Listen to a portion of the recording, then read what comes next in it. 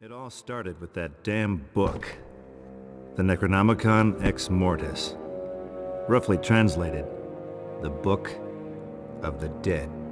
I was first introduced to the Evil Dead series via the second film, Evil Dead Dead by Dawn. I mean, it had many names, but Evil Dead 2 that will suffice.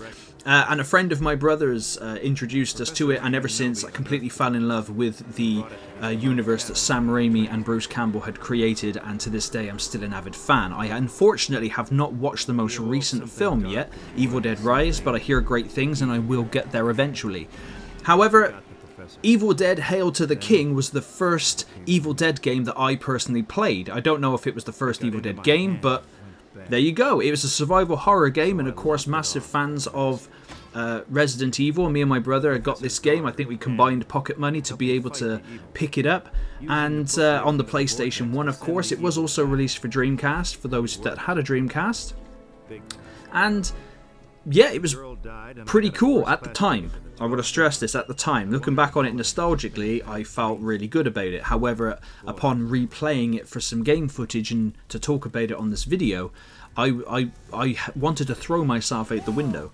The game does not handle very well, and this fan service is 10 out of 10, with quotes and just everything taken from the films and put into this game. In terms of fan service, a lot of love was put into this game, including the recreation of the cabin.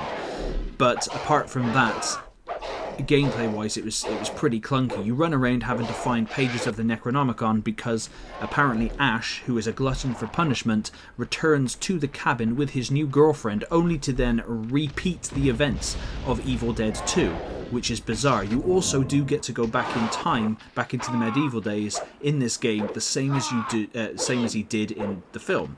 That was pretty cool. One thing that did stick out to me when I did play this a long time ago was I was quite taken aback by the length. It seemed quite short. Now, of course, it is a survival horror game, and Resident Evils can be completed in a couple, 2 to 3 hours, so I shouldn't have been at all too surprised. But I do remember being a little disappointed that the game ended, because I think at that point, because obviously there were no that was just gaming then, I was really enjoying playing the game, and that was pretty cool. But again, like I said, going back to it now, it's 100% nostalgia.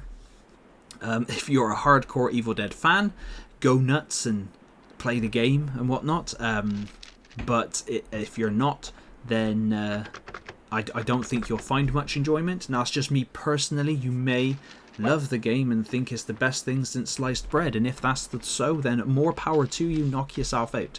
But it just felt so clunky. You can collect, obviously, healing items, and you can collect fuel for the chainsaw, and you have an axe, but using the chainsaw feels exactly the same as using the axe. I'm sure the chainsaw does more damage, but that's just that. You do obviously get his boomstick, his double barrel shotgun, and you collect ammo for that, and you might want to conserve that. And there are bosses and things coming in from the films that had happened, which is pretty cool. Again, like I said, fan service 10 out of 10. Gameplay, not so much.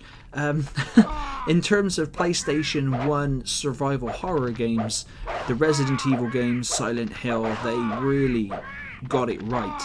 And unfortunately, Evil Dead does fall slightly short under the mark for that kind of level that Resident Evil set. They kind of ruined us for other games, the bastards. But that being said, I do hope that Evil Dead gets more love. I did try and play the most recent Evil Dead game, and I can't remember if I made a video on it actually, but I literally tried to find a game for like half an hour or plus and couldn't find no one online. So I do hope we get a single player Evil Dead game. Now, there are another couple of Evil Dead games on the PS2, I think, and I am going to check those games out. But yeah, that's just my thoughts on Evil Dead Hail to the King. It's a game that, looking back nostalgically back in the day, I had a great time with it, loved it. However, playing it now in 2023, it's 23 years later, as it was released in the December of year 2000. So I was just a 12-year-old little boy. But yeah, I've played better. But please let me know in the comments down below if this is a game that you have played, or if you're an Evil Dead fan and you've not checked this one out. Let me know, and thanks for watching. Workshed.